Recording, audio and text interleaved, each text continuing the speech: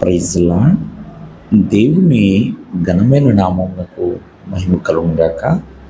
ప్రభు పేరట మీ అందరికీ హృదయపూర్వక వందనాలు. ఈ ఉదయకాలము దేవుని వాక్యాన్ని విందాం.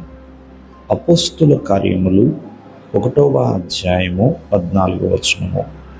వీరందరూ వీరితో కూడా కొందరు స్త్రీలను యేసు తల్లి అయిన మరియయు ఆయన సహోదరులను ఏక మనసుతో ఎడతెగక ప్రార్థన చేయుచుండిరి. ప్రియమైన వాళ్ళరా, ఇక్కడ మేడగదిలో ప్రార్థన చేస్తున్నారు.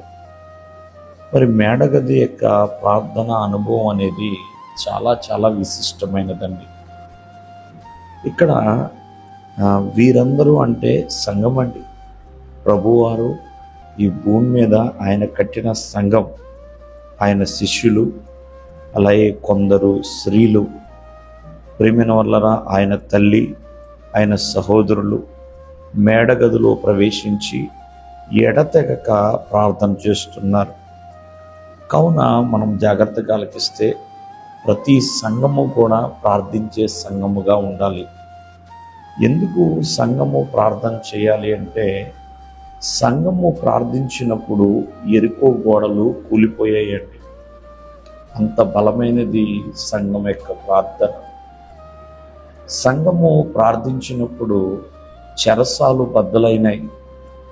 ఆనాడు పేతురు చెరసాలలో ఉన్నప్పుడు ప్రార్థన చేసినప్పుడే కదా అత్యాసక్తితో సంఘము.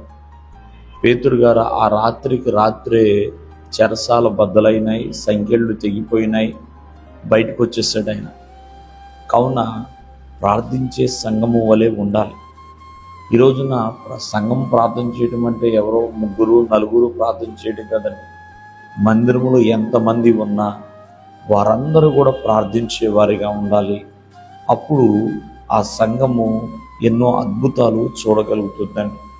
అంతేకాదు, సంఘము ప్రార్థిస్తున్నప్పుడు దైవజనుడు క్షేమంగా ఉంటాడు. అలాగే ఆ సంఘము కూడా దేవునితో సమీప సంబంధము కూడా కలిగి ఉంటుందండి. కావున మరి ఆత్మీయ జీవితంలో, మరి భౌతిక సంబంధమైన జీవితంలో ఎన్నో అవసరతలు ఉన్నాయి. మరి అవన్నీ కూడా తీర్చబడాలి అన్న ప్రార్థన కావాలి. ఈరోజుని ఉదయకాలం ముందు ఎవరిని వారే పరీక్షించుకుందాం. ప్రార్థించే సంఘముగా ఉన్నామా? దేవుడు మిమ్మల్ని ఆశీర్వదించును గాక. ఆమేన్.